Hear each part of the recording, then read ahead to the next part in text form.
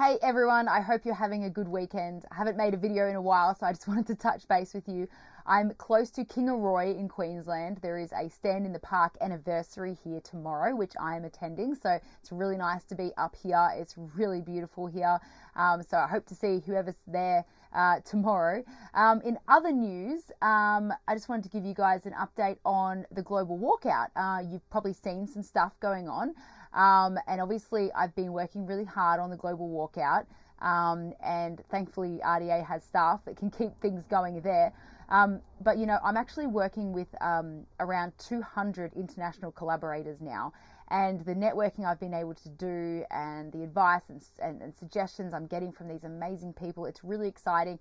And I just want to let you know that that's all going to filter down to Australia, you know, once I'm able to find an effective way to communicate and stuff like that. So I'm really reaching out and trying to represent Australia on a global level, and you'll see how that's happening.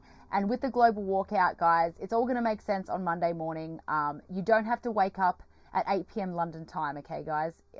Just whenever you wake up, just check the Facebook page or check your emails or something, and you'll see exactly what the walkout is about. Now, as you know, I always add an element of activism to mostly everything that we do. And so the global walkout has this little sheet here. It's going to make a lot of sense. You cut it into 10 and it's going to make sense. It's going to make sense. Now, talking about activism, you know how the Queensland Minister, Grace MP, what a name, Grace, for someone like that. Oh, it makes me sick, to be honest, because in my religion, the word grace is a beautiful thing, and grace the disgrace is not beautiful or anything to do with grace. But anyway, that's beside the point. Something I've realized is over the last 2 years when we were doing activism, we did really well. Like we would go after someone like Grace, and we would make an impact for a day or two, but then we would forget about it and we would move on to something else. This is different. I've learned from that. We're going to keep going because she can't get away with it. She is the reason that 900 education staff are getting their pay docked because they're not jabbed. So they lost their job in December for like 8 months. They got it back, and now their pay is getting docked because the minister, Grace, thinks it's her job to punish people based on their choices, bodily autonomy. This is a disgrace. Like, who does she think she is? Daniel Andrews? Anyway, that's another story. But anyway, so when we started, we did a phone and email campaign. Then she turned off her phones, right? Then we did a complaint campaign to the Queensland government. The complaint form on the website stopped working. Democracy, hey? You can't even contact your member of parliament. It's ridiculous. Then there was a protest.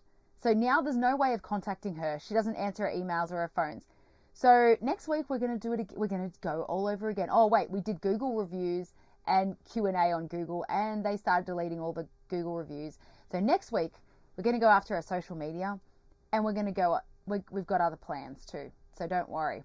The point is we're not going to give up, and I think that's really important from now on. When we pick a battle, I think we need to follow through, because you get a lot of instant gratification when you do a campaign and say, you know, get a lot of people to email or something, but then they just delete all the emails and it's over. But what if we keep going? We're going to find out. Grace, we're not done with you. And by the way, we're being polite and respectful. We're not doing anything wrong here. You are a public servant, and it is your responsibility to hear us. And we're going to keep talking until you do, until you change your mind, actually. We're going to keep going. Even if this takes a month, even if it takes 2 months, we're going to keep going. We are not going to forget this woman, because what she's done is absolutely horrible. Anyway, I'm going to move on. Sorry, I made that noise.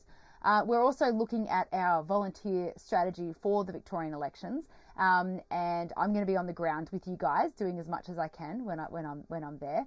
But I just wanted to, and look, I'm just going to finish off by saying, so talking about a mental shift that I've had, and I know I've had a lot lately, but you know what's really important, I find, is I think what's going to actually change everything is if as a movement we start working towards the life we want instead of fighting against the life we don't want.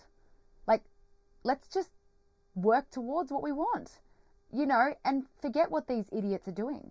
It's like a schoolyard bully. They want your attention. They want you to react. But what if you don't react? it's going to annoy them like a lot. So I'm just like, I just am not really keeping up to date with the politics, and not some of it, but not all of it.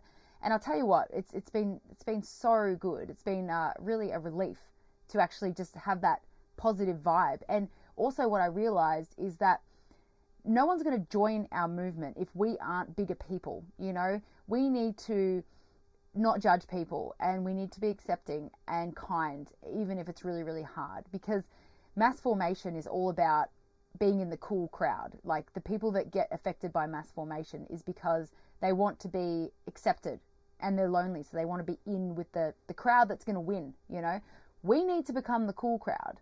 So when we're out and about representing the freedom movement, we need to be as kind and as generous and as compassionate as we can possibly be, because that is what's going to draw people in.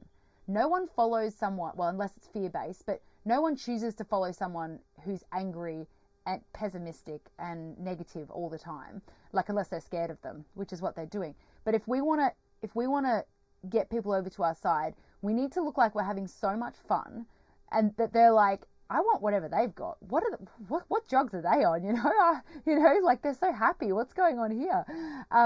You know, we need to be those people, I think. And from a distance, if there's a group of us having a great old time, people will be like, what are they doing? They look like so happy and so joyful. You know, I want to be in on that.